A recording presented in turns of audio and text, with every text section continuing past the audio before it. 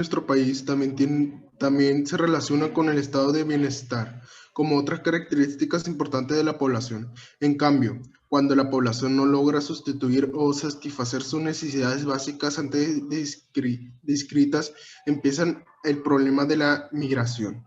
A esto le suman las enfermedades degenerativas, diabetes, infecciones perminentales, cardiovasculares e infecciones parasitarias. De- Otros de los problemas de nivel alto, tenemos el aumento de la adicción y el alcoholismo y drogadicción. Este último como sustancias psicoactivas alucinógenas que debido al aumento del narcomenudeo en México ha provocado en su mayoría jóvenes disminuir su calidad de vida. Es decir, que la migración se habla es decir, que la mortalidad se habla de la migración. Por no tener sus comunidades en sus países, inmigran a México o otros países para tener otra oportunidad. Para aquí lo más importante que se habla es de narcomenudeo. ¿Por qué? Porque el narcomenudeo es tan grande en México que se expande a otros países y esto es malo. ¿Por qué? Porque ya vemos como normalidad ver entre adolescentes de 13 a 20 años consumir drogas ya sea en su casa o afuera de su casa, o hacen antros y pues traigan alcohol, drogas y eso. Esto es disminuyendo la calidad de vida de los jóvenes. Y también es importante saber que mientras son jóvenes o adultos que están a nuestro alrededor, nos puede afectar mucho más a nosotros.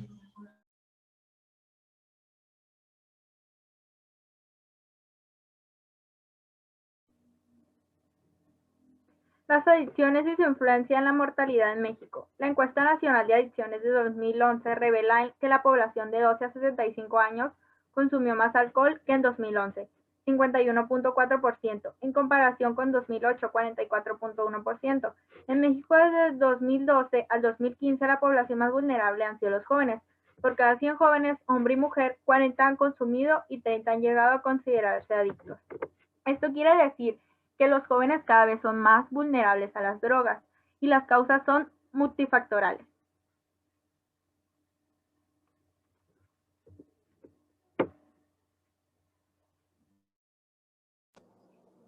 El envejecimiento de la población como un reto para México.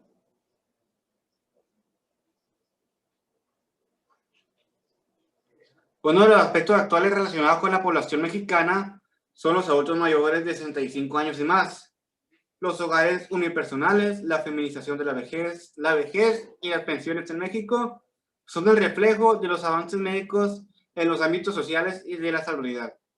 Si bien este incremento se ha presentado en la mayor parte de los países del mundo, su proporción es mucho mayor en los países desarrollados que en aquellos en vía de desarrollo. ¿Qué significa? Que de los países en vía de desarrollo, como lo son los países segundomundistas y tercermundistas, son aquellos que poco a poco han ido acelerando el incremento de la vejez plena y duradera. Es decir, poco a poco la calidad de vida ha ido incrementándose, provocando esto, lo que acabo de decir, la vejez plena y duradera, y sobre todo placentera. Cosa que no se, que en décadas pasadas se había mirado con una disminución muy, con mucho contraste a comparación de lo que hoy es la calidad de vida.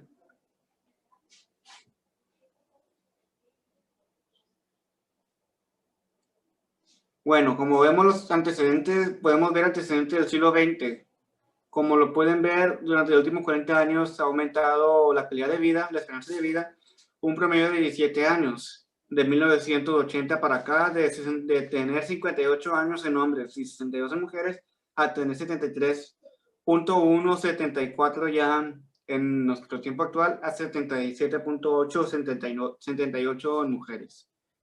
Como lo podemos ver en algunas diapositivas pasadas presentadas por nuestros compañeros, en los años 30, donde inicia nuestra gráfica, podemos ver que para los hombres hay una muy baja esperanza de vida, con 36.1 años viviendo, y 37.5 años para las mujeres. Como ya lo habíamos dicho, lo ha dicho mi compañero Toño, la esperanza de vida depende mucho de los factores socioeconómicos de las personas. Normalmente en México de los años 30 y hasta los años 60, por así decirlo, 70, la población dependía mucho de las familias numerosas. Había demasiadas familias numerosas.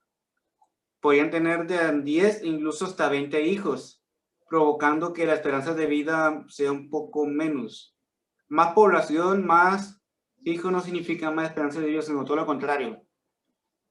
Los padres no podían mantener tantos hijos y poco a poco pues iban acabándose ellos y también los hijos se perdían, morían de cualquier enfermedad y pues la calidad de vida no mejoraba hasta que poco a poco se empezaron a incorporarse las familias poco numerosas, que serían familias desde un hijo hasta 4, y en nuestras épocas tener 5 hijos se consideraría una familia muy grande, cosas que en épocas pasadas eran familias de muy pocos, ¿cómo se dice? Muy pocos integrantes.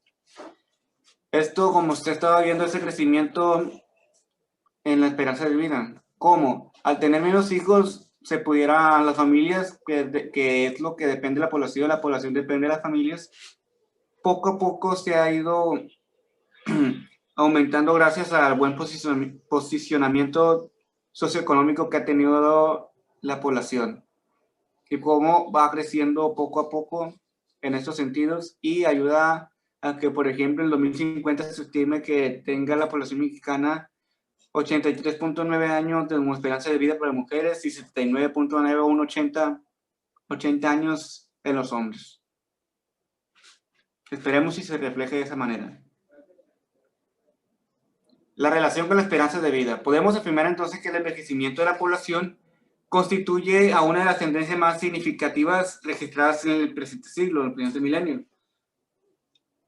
Tanto que 1 cada 9 personas del mundo tiene 60 años o más.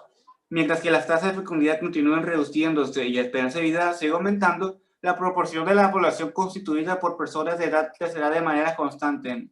Claro que esto lo acabamos de decir ahorita en la gráfica pasada.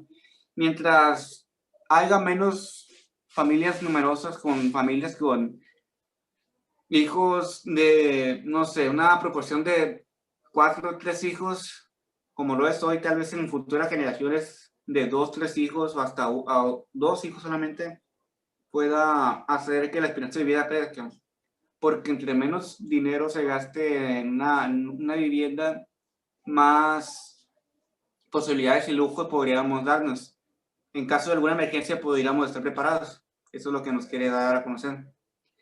Algunos retos que enfrenta la población de la vejez, pues son los siguientes. Este es un fenómeno que se ha estado estableciendo en una nueva dinámica de descenso de la población y el envejecimiento como características principales. La inquietud que surge es el hecho de que haya más personas que vivan durante más tiempo, lo cual tiene serias implicaciones en el sistema socioeconómico. Particularmente una región como América Latina y el Caribe, en la cual la desigualdad permanece en niveles altos y puede profundizarse en las poblaciones vulnerables como los adultos mayores. ¿Qué quiere decir esto?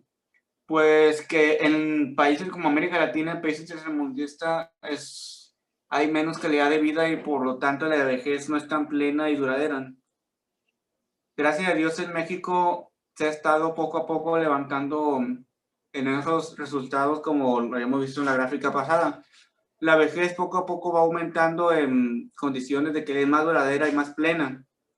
¿Y por qué? Porque poco a poco nuestros abuelitos han puesto truchas y pues han estado formando un futuro. Poco a poco han ido formando su futuro y poco a poco se han estado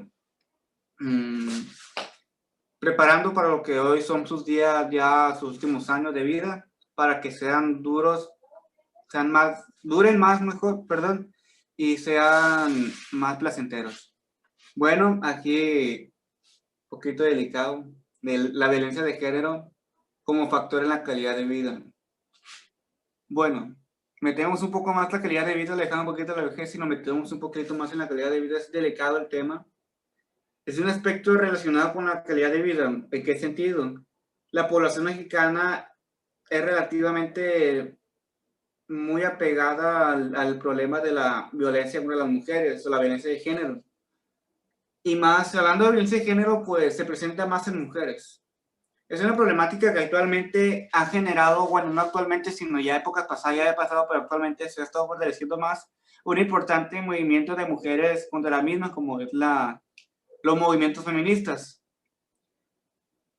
La verdad, quiero ser un poco más, no quiero ser tan profundo en el tema, solamente quiero decir que no solamente sería la violencia de género, sino la violencia en sí, porque no solamente en México se prevalece la violencia de género, sino la violencia infantil, la violencia hacia los adultos mayores, la violencia de raza, la violencia en total. ¿Qué hay que hacer? Lo que nos queda hacer es no solamente tratar de solucionar esos problemas actualmente, sino ir forjando a futuro una sociedad donde el respeto sea la base. En México, como muchos se han dado cuenta erróneamente, la responsabilidad es base de los valores del mexicano. Pero si ponemos la responsabilidad, la quitamos, si ponemos la responsabilidad un poquito más abajo y más arriba el respeto, creo que México sería un país donde la violencia, no solamente de género, ya hemos dicho, sino la distinta violencia que existe, puedan erradicarse poco a poco. Hay que ir formando una sociedad de la paz, como lo dicen las distintas organizaciones de las Naciones Unidas. Por nuestra parte ha sido todo. Espero que les haya gustado la exposición. Disculpen algunos errores que hayamos tenido durante la exposición. Algunos compañeros ensayamos esta exposición. Esperemos que les haya gustado. Esperemos que les haya aportado algo importante. Disculpen los errores nuevamente. Algunos compañeros, como lo hemos dicho, ensayamos juntos y puede que hubo alguno que otro error. Esperemos que no se haya notado, y si les gustó la exposición, para eso estamos, para servirlos, y deseamos suerte a los siguientes equipos que vayan a presentar la exposición en las siguientes clases. Muchas gracias de parte de todos los compañeros.